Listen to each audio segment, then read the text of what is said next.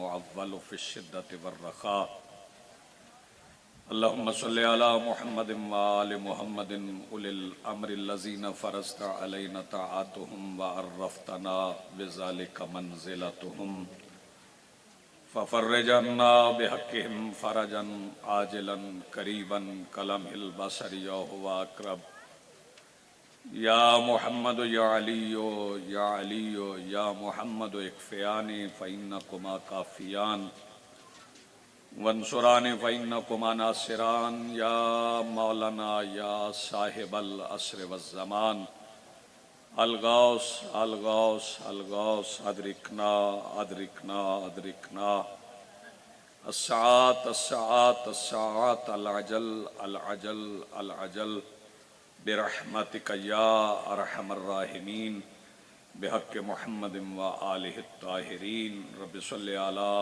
محمد و آل محمد وعجل فرج آل محمد بلند تر صلوات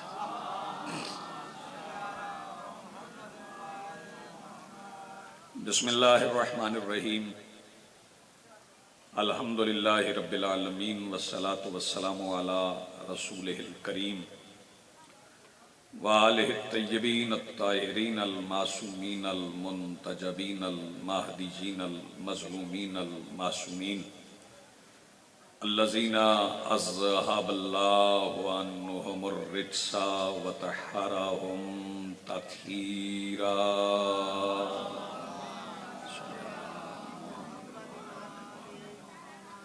ولعنۃ اللہ علی اعدائہم ملعونین اجمعین من یومنا ھذا الی یوم الدین اما بعد فقد قال اللہ تعالی سبحانہ فی محکم کتابہ المجید وفرقانہ الحمید وقولہ الحق بسم اللہ الرحمن الرحیم قل لا اسألکم علیہ اجرا الا المودۃ فی القربى صلوات ممکنہ حد تک بلند پڑی اس سے بلند پڑھ سکیں تو اس سے بلند صلوات پڑھیے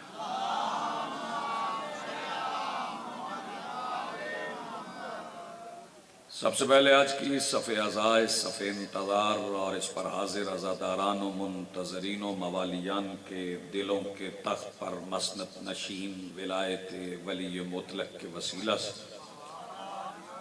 درخواست گزار ہوں اپنے اس وارث کے حضور جو پردہ غیب میں شاہ سوار وادی نور کی حیثیت سے موجود ہے کہ کائنات کا وہ مطلق العنان مدبر الامور اپنے رخ سے حجاب غیبت ہٹائے اور کعبہ کی چھت پہ اپنی مسند سجا کے کائنات کے جوہلا کو سمجھائے کہ علی کل بھی واجب تھا علی آج بھی واجب ہے۔ بہت شکریہ۔ حاضرین محترم، موالیان ولی حق، عزاداران محسن انسانیت، جو آیہ مبارکہ تلاوت کی گئی ہے یہ ایسی آیہ مبارکہ ہے جو پورے قرآن حکیم کا وزن رکھتی ہے، بلکہ یہ وہ آیت ہے جس آیت میں یہ طے ہوا ہے کہ نماز کس کی ادا ہوئی اور کس کی باطل ہوئی۔ یہ وہ آیہ مبارکہ ہے جو بتا رہی ہے کہ روزہ کس کا قبول ہے اور کس کا رد ہوا،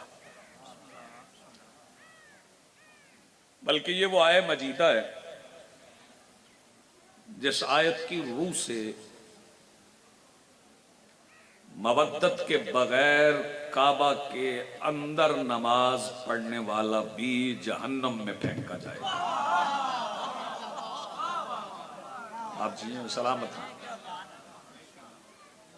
ابتدا میں نے تمہید میں ہی وہ فکرہ کہہ دیا ہے جو شاید پورے گھنٹے کی گفتگو کے بعد کہا جاتا ہے۔ میں ترجمہ آپ کی خدمات عالیہ میں عرض کر دوں، اجازت ہے؟ مالک فرما رہے کہ کل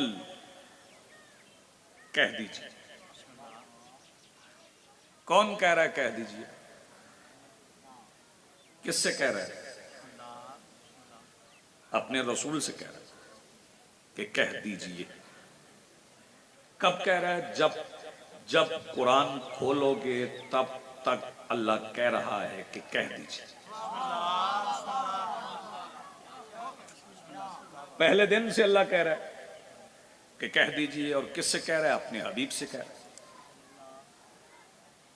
حیات رسول پر اس سے بڑی دلیل ہو ہی نہیں سکتی، رسول کی زندگی پر اس سے بہتر دلیل کم سے کم میں تو عرض نہیں کر سکتا۔ اگر میں یہاں ممبر پہ بیٹھا ہوا کہوں کہ صلوات پڑھیے اور باہر کوئی سن رہا ہو، اسے میرے یہ کہنے سے پتہ چل جائے گا کہ یہ جو کہہ رہا ہے صلوات پڑھو، تو اس کے سامنے کچھ لوگ موجود ہیں جنہیں کہہ رہا ہے پڑھو۔ جب اللہ کہہ رہا ہے کہہ دیجئے، تو اس کا مطلب ہے کہ اللہ کے کہنے پر کوئی کہنے والا ہے۔ متوجہ ہیں آپ؟ اللہ کے کہنے پر کوئی کہنے والا ہے۔ تو یہ کہنے والا کب تک ہے؟ اس فکرے پہ غور فرمائیے کہ داد بے شک نہ دیجئے گا مگر اسے جذب کیجئے۔ یہ کہنے والا کب تک ہے؟ جب تک کہلوانے والا ہے۔ آپ جی، جب تک کہلوانے والا ہے تب تک کہنے والا ہے۔ اور کہنے والا کیا فرما رہا ہے کہ لا اسألکم، میں تم سے کوئی سوال نہیں کرتا۔ دھوپ ہے، دھوپ کی لذت بھی ہے، اور کچھ حضرات لنگر امام سے بھی مستفیض ہو کے مجلس میں حاضر ہیں، لیکن دو قسم کے افراد سے میں بات کرتے ہوئے ذرا ہچکچاتا ہوں۔ ایک وہ جو لنگر کے انتظار میں ہو، اور دوسرا وہ جو لنگر کے خمار میں ہو۔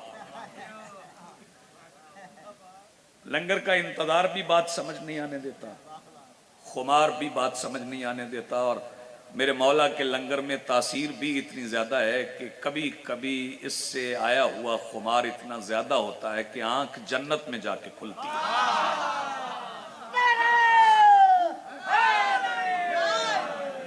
بہت شکریہ، مہربانی۔ آپ متوجہ رہیں گے تو میں بڑی آسانی سے کچھ گزارشات وصول کرے، اس کی عزت زیادہ ہے۔ حالانکہ بغیر اجرت کے کام کرنے والا عزت کے قابل ہے، اس کا قرض ہی نہیں اترتا۔ میں بلکہ قرض نہ اترنے پہ دو مصرے مجھے یاد آ گئے، اگر آپ اجازت دیں تو میں آپ کی خدمات عالیہ میں عرض کر دوں کہ اس کی توبہ نے یقین بخشا ہے بخشش کا ہمیں۔ بیٹے ذرا ہاتھ کھولنا۔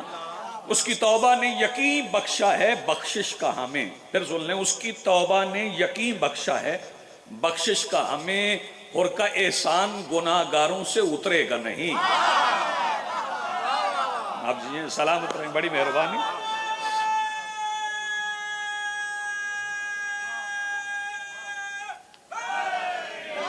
یا علی، آپ نے سنا اتنا اچھا ہے جی۔ بسم اللہ، بسم اللہ۔ آپ جی سلامت رہیں۔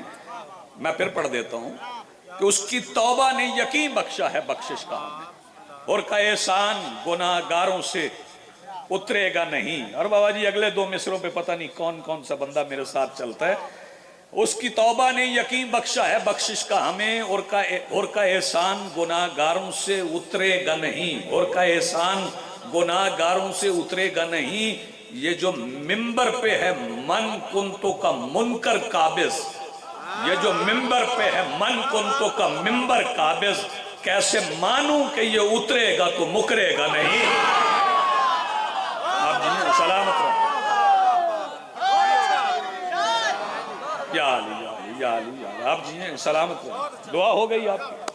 نعرہ تکبیر، اللہ اکبر، نعرہ رسالت، یا رسول اللہ، نعرہ حیدری۔ یا علی، یا علی۔ آپ نے بڑا اچھا سنا، بہت خوبصورت استقبال آپ نے کیا، بڑی مہربانی۔ تو بغیر اجرت کے کام کرنا زیادہ قابل عزت۔ اس سے پہلے جو 1,23,999 نبی آئے تھے وہ یہی کہتے رہے کہ لا اسألکم علیہ اجرا پڑھ کے قرآن دیکھیے، ہر نبی نے کہا کہ میں اپنی محنت کا کوئی اجر نہیں چاہتا، میں اپنی محنت کا کوئی اجر نہیں چاہتا، میں اپنی محنت کا کوئی اجر نہیں چاہتا. مگر جب حسنین کے نانا آئے تو پھر بات لا سے آگے بڑھ گئی، پھر الا آ گیا. قل لا اسألکم علیہ اجرا الا، جب الا آ جائے تو اس کا مطلب ہے اس کے بعد کچھ ہے. پچھلے حضرات ذرا ساتھ چلیں گے. جسے سمجھ نہیں ہے الا کی، جسے سمجھ نہیں آئی اسے سمجھا دوں. لا الہ، کوئی معبود بولو نہیں ہے، الا اللہ، مگر اللہ ہے. جس کا موبائل مجلس میں خراب ہو گیا وہ ٹھیک کسی سے نہیں ہوگا. ہاں یہ جیب میں رکھی گا، توجہ فرمائیے. لا الہ، کوئی معبود نہیں. جب الا آ گیا تو اس کا مطلب ہے اس کے بعد جو ہے وہ ہے. توجہ فرمائیے. الا سے پہلے کچھ نہیں، الا کے بعد سب کچھ ہے. ایسے ہی رسول فرما رہے ہیں قل لا اسألکم علیہ اجرا، میں تم سے کوئی سوال نہیں کرتا اپنی محنت کا، الا، مگر، المودت فی القربہ، مگر اپنی قریبیوں کی مودت کا. اس کا مطلب ہے جیسے لا الہ کے بعد الا ہے اور الا کے بعد اللہ ہے، اللہ ہے تو سب کچھ ہے، ویسے ہی مودت قربا ہے تو دین ہے.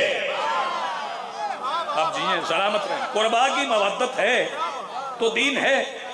ایک فکرہ میں کہنے جا رہا ہوں، وہ آپ کی لوح عقیدہ پہ تحریر کر دوں. یہ مودت ہے کیا؟ پہلے مودت سمجھ لیں پھر میں آگے بڑھ جاتا ہوں. مودت کہتے کسے؟ محبت نہیں ہے مودت. محبت اور ہے، مودت اور ہے. محبت پہلے سمجھ لیں کہ محبت کیا ہے. سب سے زیادہ محبت ماں کو بیٹے سے، اولاد سے ہے. یہ آپ نے گاڑیوں کے پیچھے نہیں لکھا ہوا دیکھا؟ یہ سب کچھ میری ماں کی دعا. ہاں، یہ سب کچھ میری ماں کی دعا سے. اب کسی کسی گاڑی کے پیچھے لکھا ہوتا ہے کہ یہ سب کچھ میرے ماں باپ کی دعا سے. یہ باپ بعد میں شامل ہوا ہے کیونکہ گھر میں لڑائی ہوئی. ابا جان نے کہا تھا کہ ہڈیاں میری ٹوٹ گئیں اور دعا تیری ماں کی.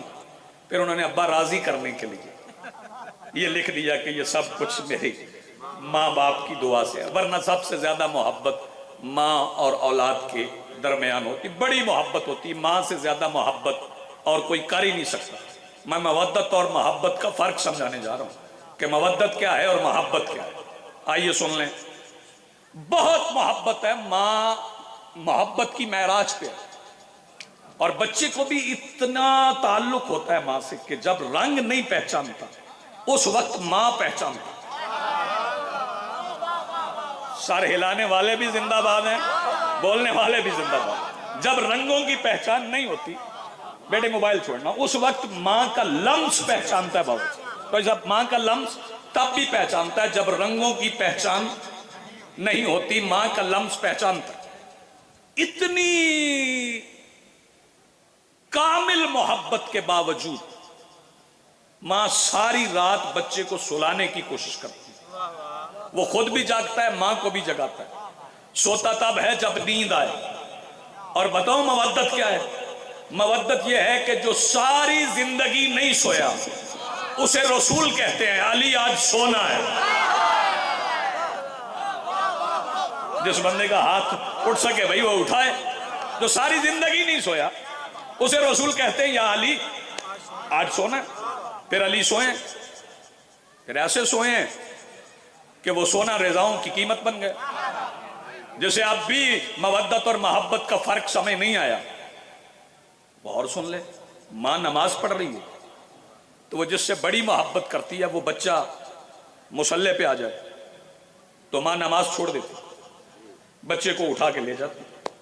پہلے نانیوں دادیوں کو دیتی تھی، اب زمانہ ترقی کر کے ہے، اب ابے کو دیتی.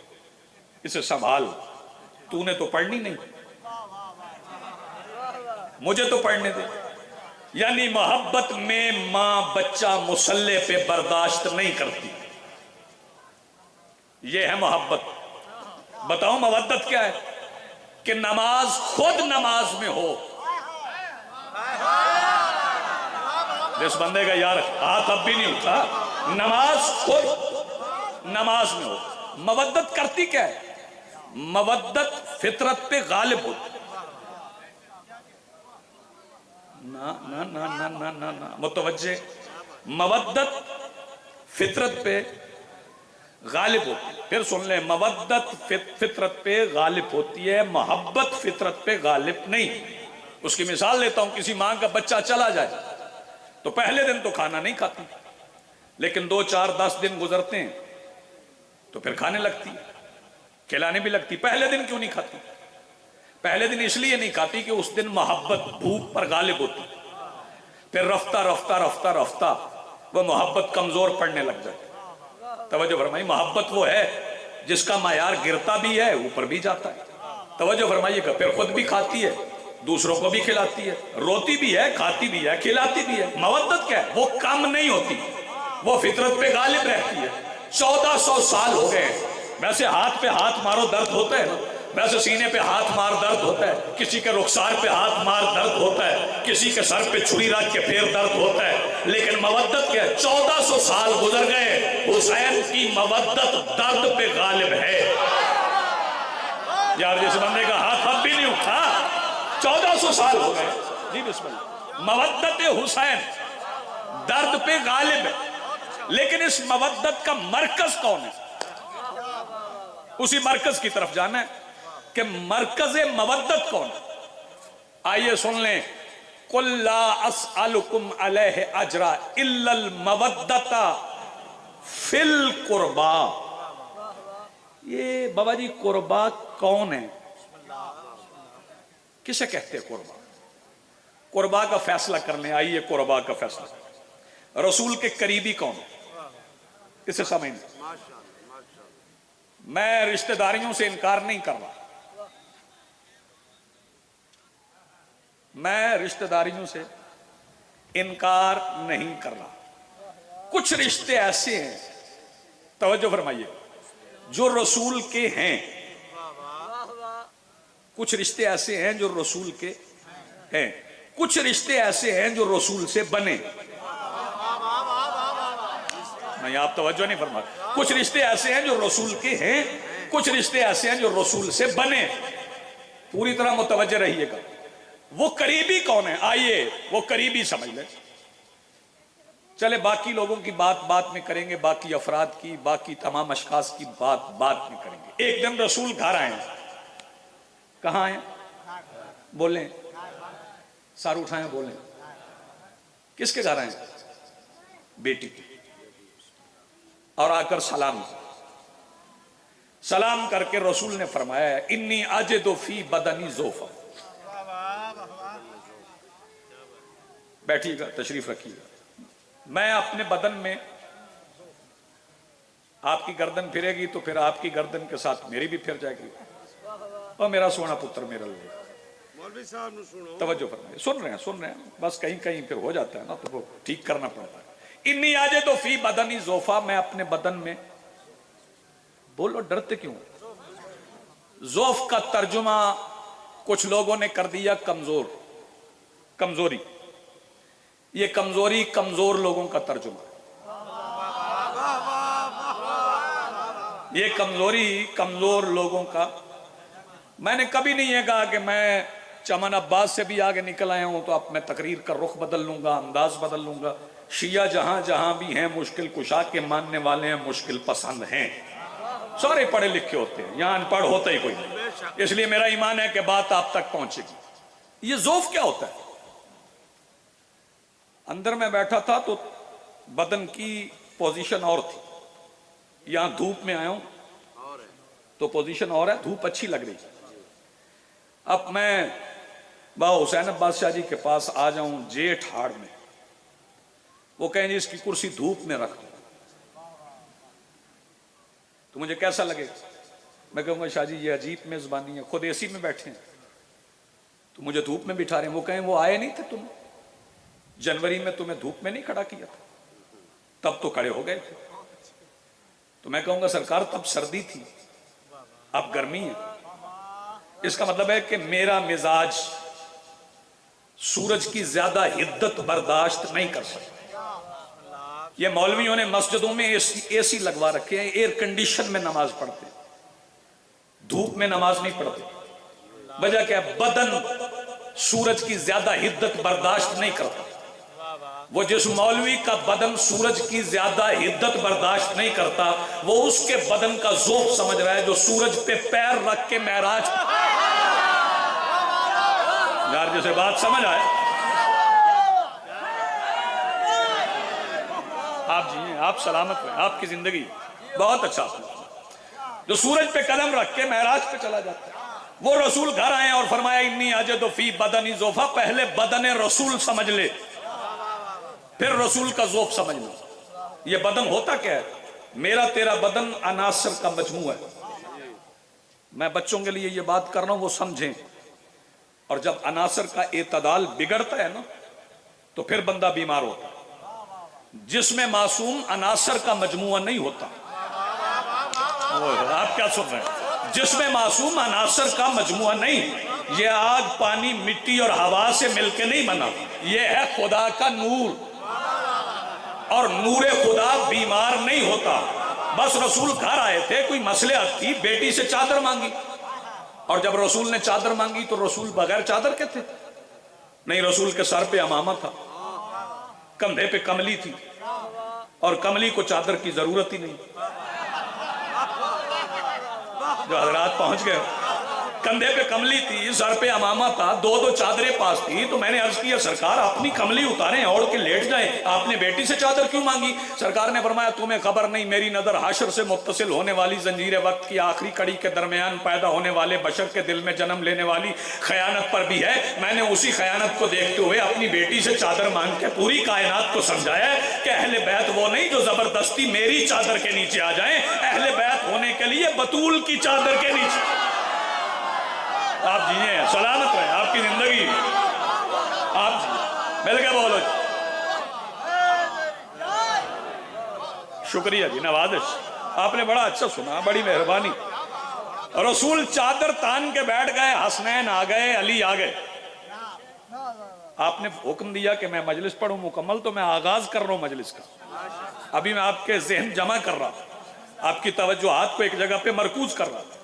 جب چادر کے نیچے 4 جمع ہو گئے، یہ بھی تو قبلہ ہو سکتا تھا نا کہ رسول چادر لے کے بیٹی کو ساتھ لے کے چادر کے نیچے بیٹھ جاتے۔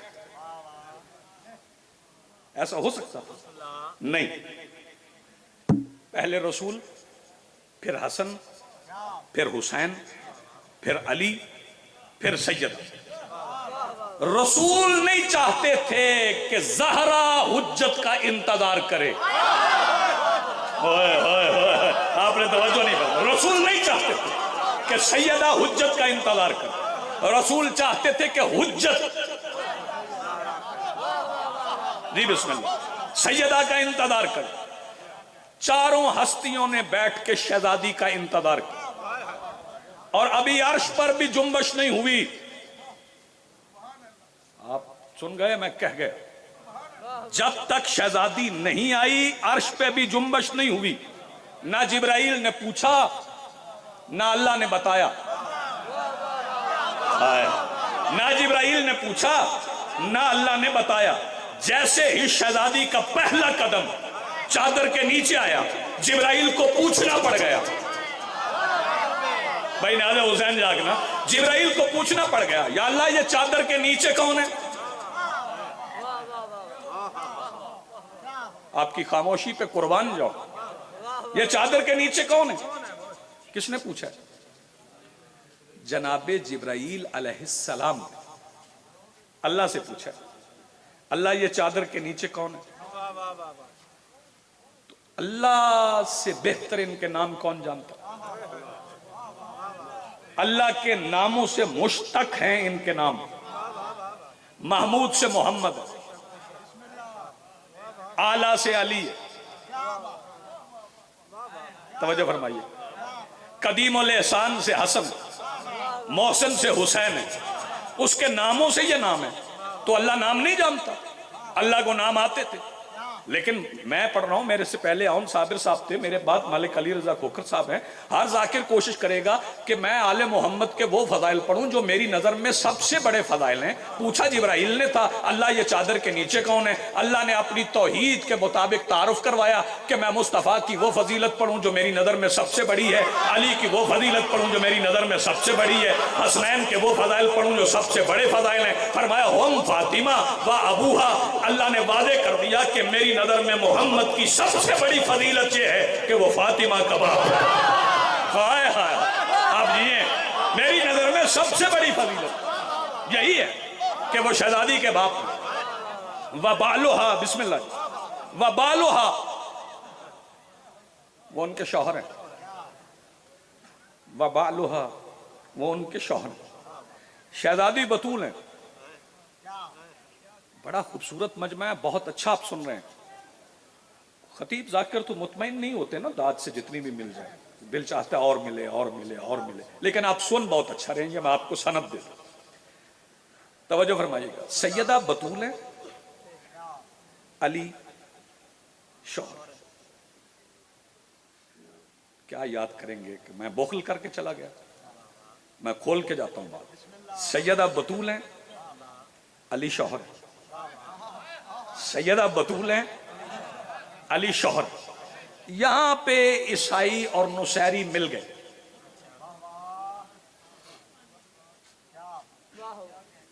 توجہ فرمائیے. میں کوئی اگر نصیری مزاج بیٹھا تو میں معاف کر دے مجھے. یہاں پہ نصیری اور عیسائی مل گئے. عیسائیوں سے بھی یہی غلطی ہوئی کہ جو بطول کے بچے ہوتے ہیں ان کا باپ خدا ہوتا. بابا جی فکرہ تو میں نے اتنے بڑا کہا ہے، پتہ نہیں کہاں مجمع بیٹھا ہے. عیسائیوں نے بھی یہی سمجھا کہ جو بطول کے بچے ان کا باپ خدا ہے. سیدہ ہے بطول، بطول کے بیٹے ہیں حسنین. نصیریوں نے بھی یہی سمجھا کہ جو بطول کے بچے ہیں علی اگر ان کا باپ ہے تو علی نہیں اللہ ہے. آپ جی ہیں سلامت رہے. سیدہ ہیں بطول، آپ جی ہیں سلامت رہے. بہت اچھا آپ سن رہے ہیں. سیدہ بطول. اچھا بطول کہتے کسے ہیں؟ کون ہے بطول؟ رسول تو آپ سمجھتے ہیں رسول کسے کہتے ہیں، کیونکہ رسول سمجھانے کے لیے اللہ نے پہلے 1,23,999 نبی بھیجے کہ ان نبیوں کو دیکھ کے سمجھ جانا کہ نبی کیسا ہے. کسی کشتی دے کے بھیج دی تاکہ یاد رہے کہ جو آخری آئے گا وہ بتائے گا کہ ایک کشتی چھوڑ کے جا رہا ہوں. توجہ فرما رہے ہیں. کسی کو لوہا موم کرنے کا ہنر دے کے بھیجا تاکہ یاد رہے کہ کوئی آنے والا ایسا ہوگا جو زمین کی بجائے آسمان سے لوہا منگوائے گا. یار آپ کہیں چلے جائیں تو میں آپ کا کیا کروں. کبھی مشکل باتیں بھی ہوتے ہیں، جو زمین سے نکالنے کی بجائے آسمان سے لوہا منگوائے گا. کسی کے ہاتھ میں عصا دے دیا کہ وہ پتھر پہ مار کے، نالے حسین جاگیے گا، پتھر پہ مار کے جب چاہے پانی نکال لے تاکہ لوگوں کو یاد رہے کوئی آنے والا ایسا ہوگا جس کا وسیع ایسا ہوگا جہاں چاہے وہاں سے میٹھا پانی نکال لے. جو بندے بیدار بیٹھے نالے حسین جاگو. کسی کو ٹھوکر سے مردہ زندہ کرنے کا ہنر دیا. نہیں سمجھے؟ کسی کو یہ معجزہ عطا کر دیا کہ مادر ذات نابیناؤں کی آنکھوں پہ ہاتھ رکھے اور انہیں آنکھیں دے دے. یہ کس کا معجزہ تھا؟ شاباش. جناب عیسیٰ کیا کرتے تھے؟ اپنا ہاتھ رکھتے تھے. عیسیٰ جو مادر ذات نابینا ہوتا تھا نا، پیدائشی، اس کی آنکھوں پہ ہاتھ رکھتے تھے، اسے آنکھیں مل جاتی. وہ عیسیٰ تھے. اور وہ بات تو آپ کو یاد ہے نا جب وہ ایک نابینا آیا تھا اور اس نے آگے کہا تھا کوئی ہے جو اللہ کے نام پہ روٹی دے. آپ تو بول پڑو یار، اس سے آسان تو نہیں کر سکتے. آئیے بسم اللہ. آئیے ہو اجازت ہے 5-7 منٹ.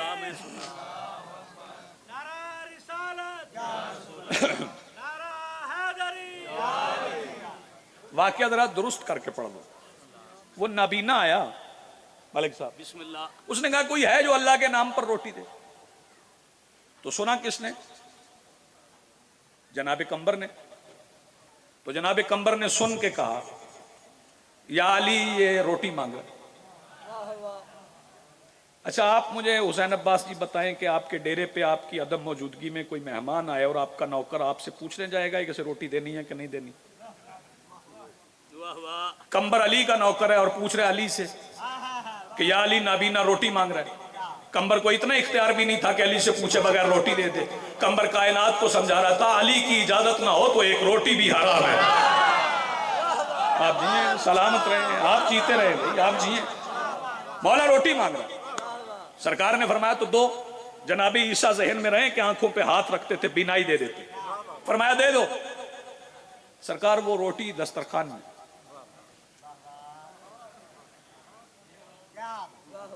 بادشاہ نے فرمایا تو دسترخوان دے دے. سرکار دسترخوان سامان میں. تو سامان دو نا.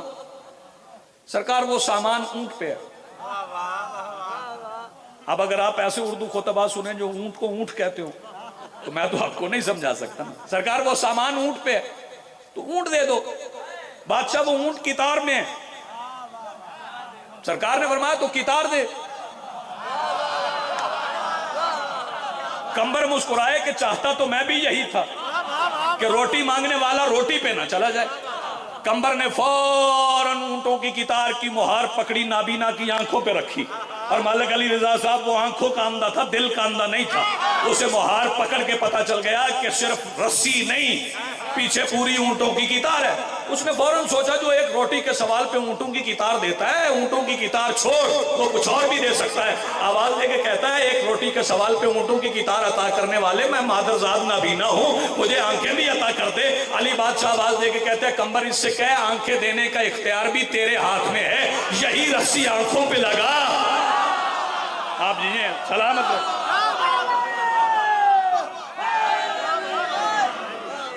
جی آپ سلامت رہیں. آپ جیئیں.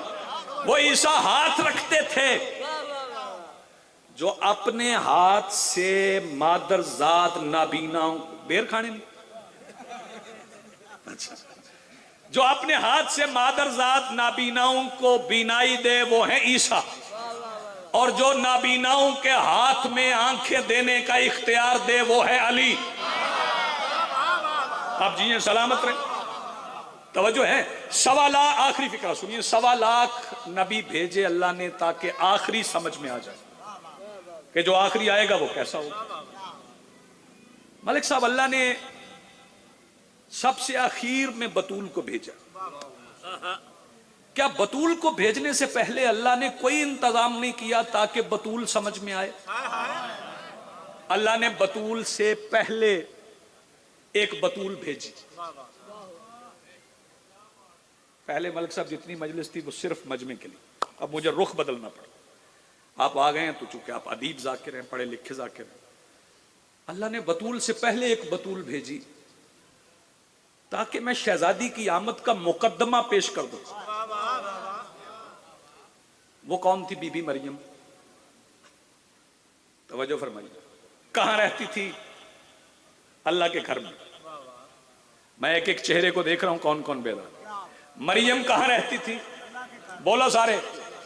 مریم کہاں رہتی تھی؟ اللہ کے گھر میں. بھائی توجہ. بی بی مریم جہاں رہتی تھی وہ اللہ کا گھر تھا. یہی فرق ہے حسنین کی اماں اور مریم میں. جہاں اللہ کا گھر تھا وہاں مریم رہتی تھی, اور میری شہزادی وہ ہے جہاں رہے وہی اللہ کا گھر. جی بسم اللہ. مل کے بولو حیدری. جہاں رہے وہی اللہ کا گھر. وہ شہزادی وہی رہتی تھی, وہی رہتی تھی. کھاتی بھی وہی تھی, سوتی بھی وہی تھی, رہتی بھی وہی تھی. ہفتے کے 7 دن, مہینے کے 30 دن, سال کے 365 دن. اب مجھے داد نہ دینا, فکرہ سمجھنا. اس سے زیادہ بہتر تہذیب میں کوئی فکرہ ادا کر نہیں سکتا. آپ سمجھ میں آ گیا بطول کسے کہتے ہیں؟ جسے ایک لمحے کے لیے بھی اللہ کے گھر سے نکلنا نہ پڑے. یار کیا وضاحت کروں. جسے ایک لمحے کے لیے بھی اللہ کے گھر سے نکلنا نہ پڑے اسے بطول کہتے ہیں. وہی رہتی تھی. پھر ایک دن جناب جبرائیل آ گئے. کون آ گئے؟ جناب جبرائیل علیہ السلام آ گئے, اور انہوں نے بی بی سے گفتگو کی. وہ سنا دیتا ہوں. لیکن فکرہ میرے سامنے ہے، میں بخل نہیں کروں گا. جبرائیل سے باتیں کر کے بھی مریم کا لقب محدثہ نہیں. آپ تو دعا کریں. جبرائیل سے باتیں کر کے بھی مریم کا لقب محدثہ نہیں. میں نے سرکار دو عالم سے سوال کیا، سرکار جبرائیل سے باتیں کرتی تھی، لقب محدثہ کیوں نہیں؟ سرکار نے فرمایا جبرائیل سے باتیں کر کے لقب محدثہ نہیں ہوتا. محدثہ اسے کہتے ہیں جو جبرائیل کے بغیر اللہ سے گفتگو. آپ جیئیں مل کے بولو حیدری. اب بندے مقابلہ پہلے بی بی مریم سے کر لیں، پھر اس دروازے کی طرف آئیں. بی بی مریم جناب جبرائیل سے باتیں کرتی تھی.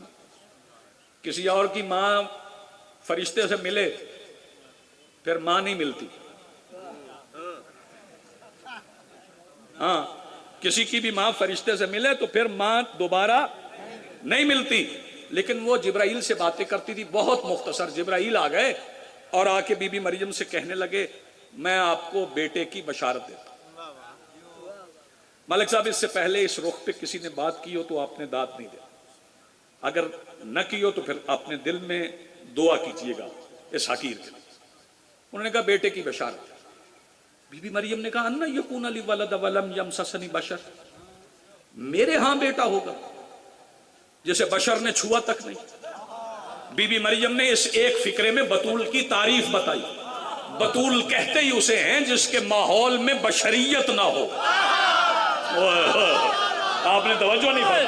جس کے ماحول میں بشریت نہ ہو. انہوں نے کہا میں بیٹا؟ جناب جبرائیل کہنے لگے میری طرف سے نہیں، اللہ نے کہا. بی بی مریم نے کہا اچھا اگر اللہ نے کہا جیسے اللہ راضی ویسے میں راضی. سارو اٹھاؤ چنوٹ والا، جیسے اللہ راضی ویسے میں راضی. یہ فرق ہے مریم میں اور مادر حسنین میں کہ مریم کہتی جیسے اللہ راضی ویسے میں راضی، اور حسنین کی اماں اللہ خود کہتا ہے جیسے تو راضی ویسے میں راضی. بس بات تمام ہو گئی. بیٹا آنے کا وقت ہو گیا تو پھر جبرائیل آ گئے. جلدی گزرو. فرمایا مریم اٹھیے. اٹھ گئی. چلیے. کہاں؟ مسجد سے نکلیے. اور نکلیے مسجد سے. بی بی مریم نے پوچھا میں چنی ہوئی نہیں ہو؟ چنی ہوئی ہو. طاہرہ نہیں ہو؟ بطول نہیں ہو؟ میرا جو بیٹا آ رہا ہے وہ پاکیزہ نہیں ہے؟ اس کے آنے کے دن پہ سلام نہیں ہے؟ اس کے جانے کے دن پہ سلام نہیں ہے؟ تو پھر مسجد سے کیوں نکلو؟ مسجد میں میرا بیٹا نہیں آئے گا. فرمایا نہیں تیرا نہیں آئے گا. یار اس علاقے والوں اگر آپ بھی نہ بولو تو تمہاری مرضی ہے. نہیں تیرا نہیں آئے گا. بی بی مریم نے پوچھا پھر کس کا آئے گا؟ فرمایا اللہ کہہ رہا ہے میرے گھر میں اس کا بیٹا آئے گا جس کی طہارت کا معیار میرے ارادے کے برابر ہے. جس کی طہارت کا معیار میرے ارادے کے برابر. پھر بی بی مریم کا بیٹا آ گیا. بہت جلدی کر گیا، تفصیل کا وقت ہی نہیں رہا. بیٹا آ گیا پارچے میں لپیٹ کے. بسم اللہ سرکار. آئی سلوات پڑھ لے بلند آواز سے. اجازت. بسم اللہ. باعطرت سرکار تشریف لے آئے. پارچے میں لپیٹ کے. ملک صاحب یہ قابل توجہ بات ہے. ویرانہ تھا، جنگل تھا، ہنہ تھی نہیں، زکریا آئے نہیں تھے، ویرانہ بالکل. اور پارچے میں عیسیٰ کو لپیٹ لی. پارچہ سمجھ رہے ہیں آپ؟ کپڑا. بیٹے بیٹھو. شاباش. یہ بچوں کو بٹھائیے. کپڑے میں عیسیٰ کو لپیٹا. کپڑا کہاں سے آیا؟ میں نے بہت تلاش کیا کتب میں کہ وہ کپڑا کہاں سے آیا جس میں مریم نے عیسیٰ کو لپیٹا. پر میں نے علامہ وزیر حیدر نجفی صاحب سے پوچھا کہ قبلہ وہ کپڑا کہاں سے آیا تھا جس میں مریم نے عیسیٰ کو لپیٹا تھا؟ تو انہوں نے فرمایا حسنین کے کپڑوں سے تھوڑا سا بچ گیا تھا. بات پہنچے تو ہاتھ اٹھائیے گا بھائی.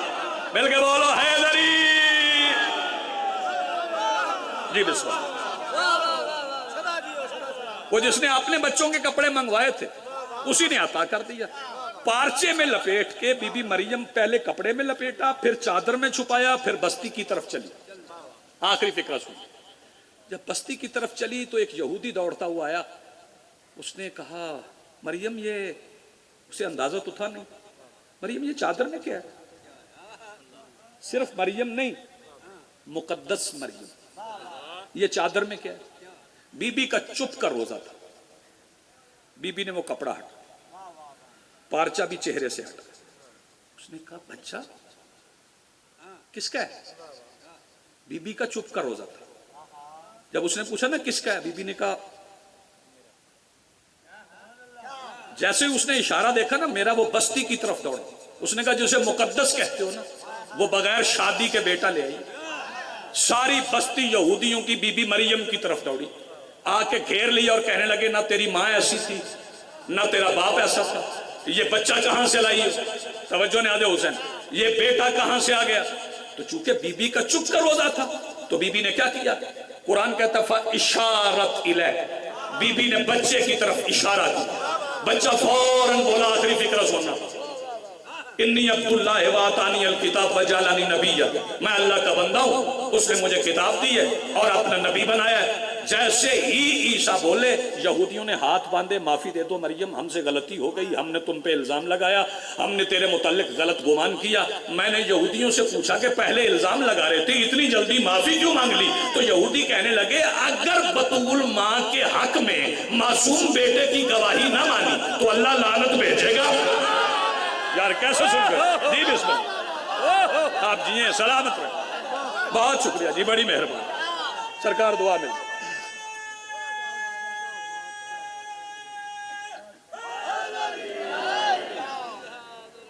جی۔ بسم اللہ۔ یہی عیسائی پھر رستے سے بھٹک گئے، انہوں نے کہا عیسیٰ اللہ کا بیٹا ہے۔ پھر یہی بی بی منوانے چلی گئی اور اسی بی بی نے عیسائیوں سے بنوا لیا، اپنے بیٹے ساتھ تھے، میدان مباہلہ میں گئی، اور میرے بڑے معروف وہ 4 مصرے ہیں کہ مباہلہ میں رسول آگے تھے، حسین کو اٹھایا ہوا، حسن نے انگلی پکڑی ہوئی، بابا جی فکرہ نظر کر، بابا حسین عباس ملک صاحب، حسن نے انگلی پکڑی ہوئی اور آسمان کی آنکھوں نے مدت کے بعد دیکھا کہ محمد ابو طالب کی انگلی پکڑ کے چلتا کیسے؟ اب جی سلامت، سامنے حسنین تھے اور حسنین کو دیکھ کے انہوں نے معافی مانگی، انہوں نے کہا جی جزیہ بھی دیتے ہیں اور آج کے بعد آپ کے سامنے عیسیٰ کو اللہ کا بیٹا بھی نہیں کہیں گے۔ علی تو سب سے پیچھے تھے اور رسول آگے تھے، لیکن رسول کے پیچھے بطول ایسے کہ مولا بطول کے پیچھے، کیسے سن گئے مصر؟ رسول آگے تھے لیکن رسول کے پیچھے بطول ایسے کہ مولا بطول کے پیچھے۔ حسین گود میں انگلی حسن کے ہاتھ میں تھی، خدا خدائی سبھی پنجتن کے ہاتھ میں۔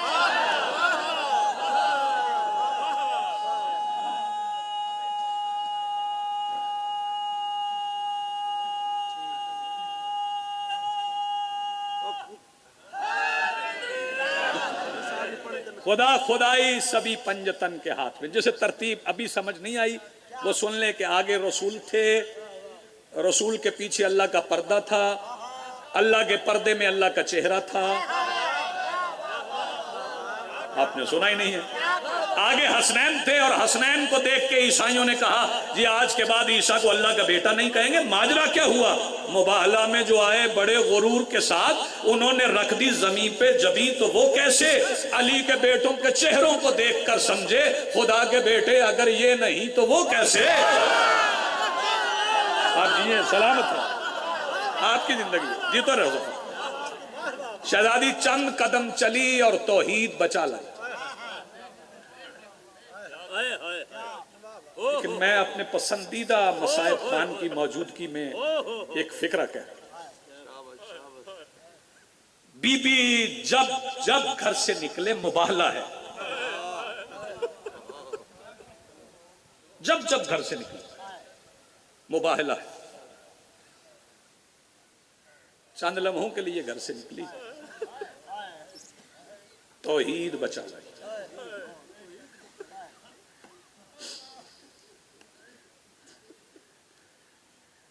مجھے فدق پڑھتے ہوئے کوئی نہ خوف ہے، یہ پکڑنا بیٹا، فدق پڑھنا چھوڑیں گے تو نہیں ہوں۔ اگر کوئی اہل سنت بیٹھا ہے تو میرا یہ فکرہ یاد کر کے جائے کہ بی بی فدق لینے گئی تھی، جنہوں نے بی بی کو فدق نہیں دیا تھا انہوں نے فدق نہ دینے کے بعد جو مغربین کی نماز پڑھی تھی اس میں درود بی بی پہ پڑھا تھا۔ اس سے بڑی شہزادی کی صداقت کی دلیل کیا پڑھ سکتے؟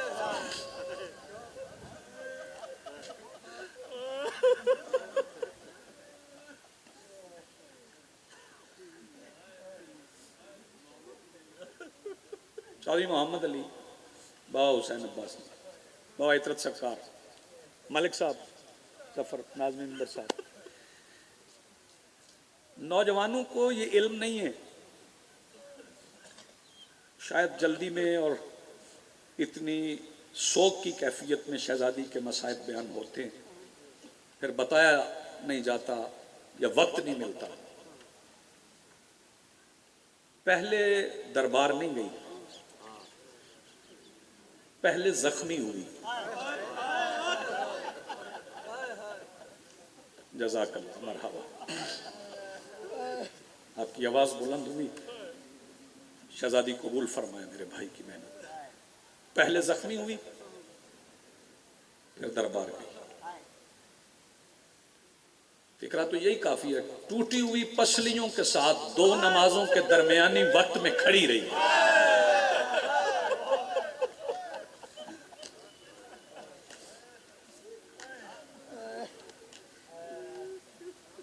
کیا مصائب پڑھوں گا میں، یہ نام ہی ایسے ہے، 2 نام ایسے ہیں وہ زبان پہ آئیں تو آنکھیں بابا جی بھیگ جاتی ہیں، ایک بنت پیغمبر کا، ایک میرے مولا عباس کا۔ اور یہ ربط بھی بڑا عجیب ہے، وہ بیٹے جو فتح مباہلہ کے لیے اللہ مصطفیٰ کو دے انہیں حسنین کہتے ہیں، اور وہ بیٹا جو کائنات کی فتح کے لیے بطول علی کو دے اسے عباس کہتے ہیں۔ مالک کسی غم میں نہ رلائے، آپ اتنے درد سے رو رہے ہیں۔ اور 2 مصرے سامنے آ گئے کہ تسبیح کے تار تار سے بنتی رہی بطول، تسبیح کے تار تار سے بنتی رہی بطول، عباس کے لباس مصلے پہ بیٹھ کر۔ شہادت ظفر میں مکمل نہیں پڑھوں گا، ہوا کہ کافی پڑھ گیا ہوں، 2 فکرے صرف کرتے۔ ہاں، تسبیح کے تار تار سے بنتی رہی بطول، عباس کے لباس مصلے پہ بیٹھ کر۔ جی بسم اللہ۔ ٹوٹی پسلیوں سے کھڑے ہونے سے زیادہ مشکل ہے جھک کے کچھ۔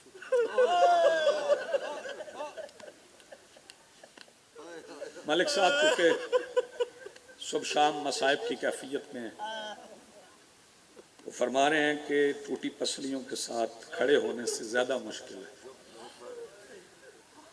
جھک کے کوئی چیز اٹھانا۔ نہیں سمجھ آئی تو میں کھول کے بتا دوں کیا اٹھانا پڑا تھا جھک کے شہزادی۔ جب شہزادی نے چادر تطہیر سے بابا کی سند نکالی تھی، ملک صاحب آپ نے اتنا اچھا فکرہ کہا، ایک فکرہ میں آپ کی نظر کرتا ہوں۔ وہ سند نکالنے کے بعد فوراً واپس نہیں آئی تھی، فوراً نہیں واپس آئی۔ میں یہاں سے کوئی کاغذ اٹھاؤں ملک صاحب کو دوں، ملک صاحب ناظم ممبر صاحب کو دیں، سارا مجمع اس تحریر کو پڑھتا رہے، میں چپ کر کے کھڑا رہوں۔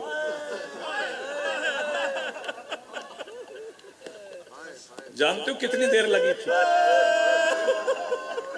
بس رونے والوں اتنا سمجھ لو، بطول کے ہاتھ سے نکلی ہوئی سند کو 1400 اجنبیوں نے ہاتھ لگایا۔ پھر اس سند کے پرزے ہوئے، وہ مسجد کے فرش پہ بکھری، بطول نے چھپ کے ٹکڑا ٹکڑا ٹکڑا ٹکڑا چنا، ایک ٹکڑا بھی کاغذ کا زمین پہ نہیں رہ گیا۔ چمڑے کی سند تھی، کاغذ کی تھی، چنتی بھی رہی، حسین کو بھی دیکھتی رہی۔ فکرہ سمجھنا، چنتی بھی رہی، حسین کو بھی دیکھتی رہی، گویا حسین سے کہہ رہی تھی حسین غور سے دیکھ لے، جب کسی کے ٹکڑے ہو جائیں تو ایسے چنتے۔ سیدہ آپ کو سلامت رکھے، مخدومہ عالمین، کوئی دکھ نہ دے۔ میں ملک صاحب بھی کہتے ہیں، میں بھی کہتا ہوں، میں اکثر ذاکرین سے دست بستہ کہتا ہوں،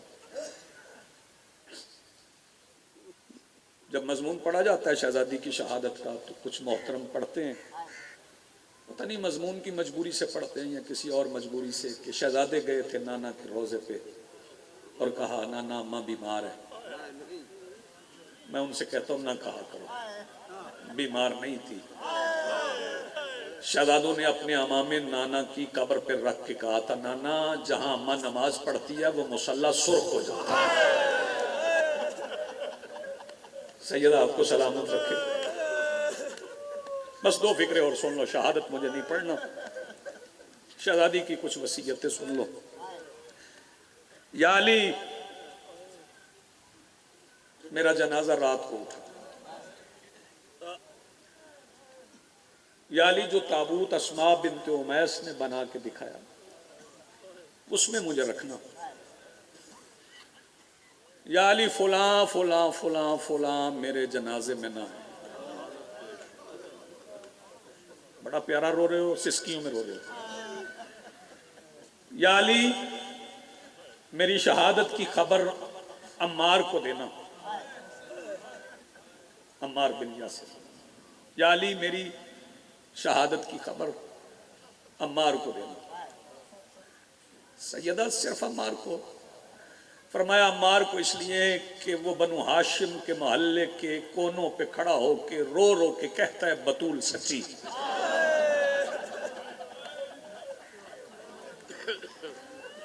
واہ بھائی واہ، بالکل قریب آ گیا، چھوڑنے لگا۔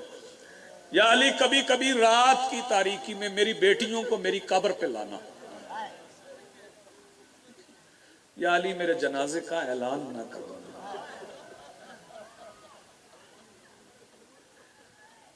پہلے واضح کر دوں کہ آل محمد کو تلقین کی ضرورت نہیں، جیسے وضو کی نہیں، مگر وضو کرتے ہیں سکھانے کے لیے، ویسے تلقین کی ضرورت نہیں، تلقین پڑھواتے ہیں تاکہ لوگوں کو پڑھنا آ جائے۔ میری مخدومہ وصیت فرماتی ہیں یا علی مجھے قبر میں خود اتارنا، یا علی میری تلقین خود پڑھنا، اور یا علی جب میری تلقین پڑھنا میرا دایاں کندھا نہ ہلانا۔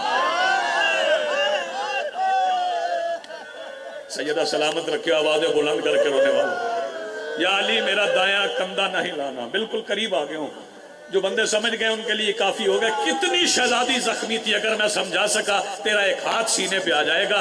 اتنی زخمی تھی کہ ایک دن حسین علی بادشاہ کی انگلی پکڑ کے 3 جمادی الثانی کے بعد مدینے کے بازار میں جا رہے تھے، اچانک حسین نے انگلی چھوڑ دی، زمین پہ بیٹھ کے آنکھیں بند کر لی۔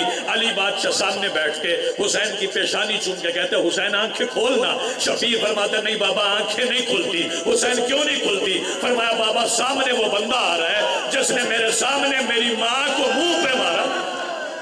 وَسَيَعْلَمُ الَّذِينَ ظَلَمُوا أَيَّ مُنْقَلِبٍ يَنْقَلِبُونَ وَلَعنَةُ اللَّهِ عَلَى الْقَوْمِ الظَّالِمِينَ۔